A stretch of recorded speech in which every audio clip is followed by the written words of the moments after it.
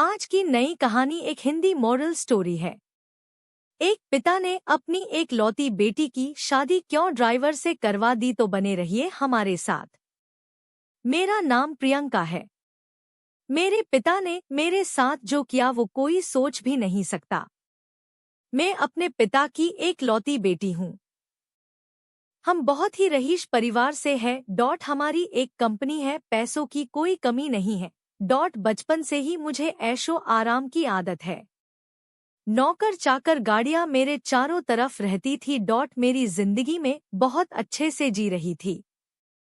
लेकिन उस एक दिन ने मेरी जिंदगी बदल दी। हमारे यहाँ कुछ ही दिनों से एक नया ड्राइवर आया था। वो ड्राइवर जवान था, लेकिन वो मुझे पसंद नहीं था। वो ज्यादा सवाल पूछता था।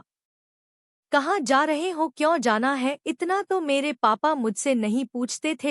एक दिन जब उस ड्राइवर ने हद कर दी तो मैंने उसे एक तमाचा मार दिया और उसे नौकरी से निकाल दिया। मैंने पापा को यह बताना जरूरी नहीं समझा, क्योंकि हमारे यहाँ ड्राइवर की कमी नहीं थी। लेकिन मुझे नहीं पता था कि मेरे साथ यह होने वाला है। एक दिन सुबह जब मैं उठी तो मेरे कमरे में वो ड्राइवर था। वो ड्राइवर मेरे कमरे में इतनी सिक्योरिटी के बीच कैसे आ गया मुझे पता नहीं। हाँ, शायद मैंने उसे मारा था, इस बात का बदला उसे लेना था।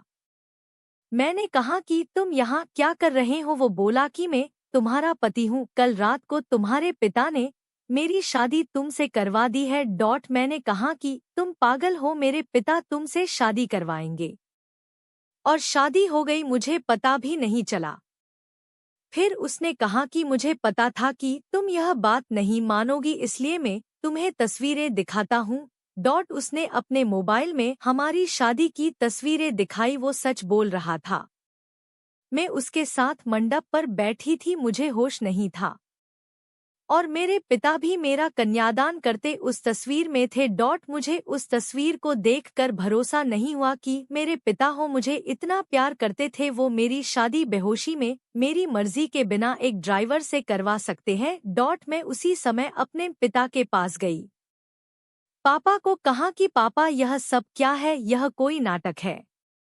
यह ड्राइवर के साथ अपने मेरी शादी करवा दी, वो भी मुझे बेहोश करके। आप ऐसा कैसे कर सकते हैं। पापा ने कहा कि वो मजबूर है। मैंने कहा मजबूर, हम मजबूर है, इतने बड़े होने के बाद भी इसकी क्या औकात है। हम इसके आगे कैसे मजबूर हो सकते हैं। वो बोला कि जबान संभाल कर बात करो, अब मैं तुम्हारा पति हूँ। मैंने बोला अब मैं इस शादी को नहीं मानती। यह कैसी शादी, यह मेरी मर्जी के खिलाफ है। वो बोला कि मर्जी तुम्हारे बाप की थी, जो इस तस्वीर में साफ दिखाई दे रहा है। वो बोला चलो अब मेरे साथ। मैंने कहा चलो कहाँ, यह मेरा घर है। वो बोला नहीं, तुम मेरी पत्नी हो और मैं अब तुम मेरे साथ रहोगी। अगर नहीं मानी तो यह तस्वीर मीडिया में जाएगी। मेरे पिता चुपचाप खड़े होकर यह तमाशा देख रहे थे। उसने मेरा हाथ जोर से पकड़ा और खींच कर ले जाने लगा। इतनी सारी सिक्योरिटी, लेकिन कोई उसे नहीं रोक रहा था। मेरे पिता भी जैसे भूत बन गए थे। पर क्यों मैं रो रही थी और वो मेरा हाथ खींचकर मुझे ले जाता रहा। मुझे नहीं पता था कि उनकी क्या मजबूरी थी, पर इन सब के बीच मेरी जिंदगी के साथ बहुत बड़ा मजाक हो रहा था। वो मुझे अपने घर में ले गया। घर नहीं, पिंजरा था, एक छोटा सा कमरा। बाथरूम के लिए भी कमरे के बाहर जाना पड़ता था। उसने मुझे कहा कि यही अब मेरा घर है। यहीं पर रहना है और खाना है। पास में भी बहुत सारे कमरे थे, उनमें भी लोग रहते थे। मैं ऐसी जगह आ जाऊंगी मुझे पता नहीं था। उसने कमरे में खाने का सामान रखा और कहा कि भूख लगी है, खाना बनाओ। एक थप्पड़ का बदला वो इस तरह लेगा मुझे पता नहीं। मैंने कहा मुझे खाना नहीं आता। वो बोला ठीक है, मैं कहीं खा लूंगा, तुम फिर भूखी रहो।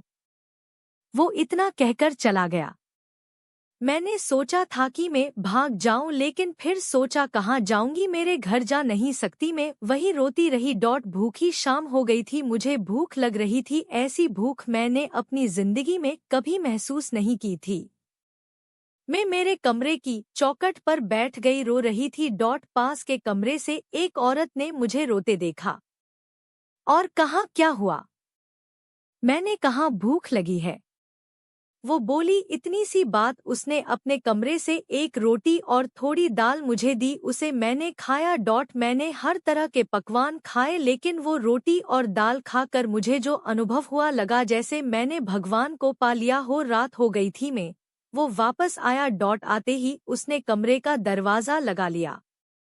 मुझे डर था कि वो कहीं मेरे साथ जबरदस्ती ना करें, लेकिन वो चुपचाप एक कोने में सो गया। इतने बड़े महल से एक कमरे में, वो भी अजनबी के साथ। मैंने सोचा कि अब मैं यह सब बर्दाश्त नहीं करूंगी। मैं उस रात सोई नहीं और सुबह उसके उठने के पहले मैं कमरे से भाग निकली। मैं अपने एक दोस्त के यहाँ गई। लेकिन जब मैं उसके घर पहुंची तो उसने मुझे दरवाजे से अंदर नहीं आने दिया। बोला कि तुम्हारे पापा का फोन आया था कि अगर किसी ने तुम्हारी मदद की तो अंजाम अच्छा नहीं होगा। उसने मेरे मुंह पर दरवाज़ा बंद कर लिया।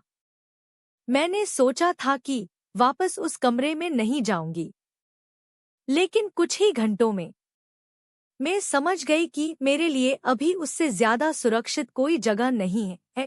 इसलिए मैं वापस वही लौट आई। मुझे वापस देखकर वो बोला, क्यों आ गई? तुम्हें मुझसे कोई बचा नहीं सकता। मैंने अपने आप को इतना मजबूर पहले कभी महसूस नहीं किया। में इसी तरह से वहां अपना जीवन काट रही थी। मुझे वहां रहते अब 10 दिन हो गए थे। खाना मैं बना नहीं पाती थी, जैसा भी बनता मैं खाती थी। फिर एक दिन मैं चक्कर खाकर गिर गई और जब मुझे होश आया तो मैं अपने पिता के घर थी। सामने मेरे पापा थे। उन्हें देखकर ही मुझे गुस्सा आ गया। मैंने कहा, आप मुझे यहाँ क्यों ले आए? मुझे वहीं मरने क्यों नहीं दिया? उस कमरे में वो ड्राइवर भी था। पापा बोले, बेटा मैंने तुझे कितना समझाया लेकिन तू नहीं मानी, तो आखिरकार मुझे यह तरीका अपनाना पड़ा। तुम जिस माहौल में रहकर 10 दिन में परेशान हो गई हो, उस जगह से उठकर मैंने यह सब बनाया है। तुम्हें यह सब ऐसे ही मिल गया तो तुम्हें इसकी कोई कद्र नहीं रह गई। तुम शराब के नशे में रहती हो। हमारे घर जो काम करते हैं तुम उन्हें इंसान ही नहीं समझती हो। कितने लोगों को तुमने मुझसे छिपाकर नौकरी से निकाल दिया। तुम्हें पता है नौकरी क्या होती है, कैसे परिवार चलता है? शायद तुम इन 10 दिनों में कुछ सीख पाई होगी। यह ड्राइवर नहीं, अरुण है। मेरे दोस्त और बिजनेसमैन रमन का लड़का। यह तुमसे शादी करना चाहता था। मैंने ही इसे कहा था कि तुम पहले उसे जान लो। तुम्हें उसने फॉलो किया तो वो समझ गया कि तुम गलत रास्ते पर हो, इसलिए हम दोनों ने मिलकर यह नाटक किया ताकि तुम्हारी आंखें खुल सके। जिस रात तुम्हारी शादी करवाई थी उस रात भी तुम नशे में घर आई थी। पैसे और जिंदगी की कद्र करो। सबके नसीब में यह नहीं होता है। यह सब मेरे लिए था, मुझे सिखाने के लिए। और सच में इन सब से मेरी आंखें खुल गई। में एक नई इंसान ही बन गई। अरुण ने भी मेरा फायदा उठाने की कोशिश नहीं की। मुझे पता चल गया था कि वो मुझसे कितना प्यार करता है। पिता की यह सिख मुझे एक नया इंसान बना गई।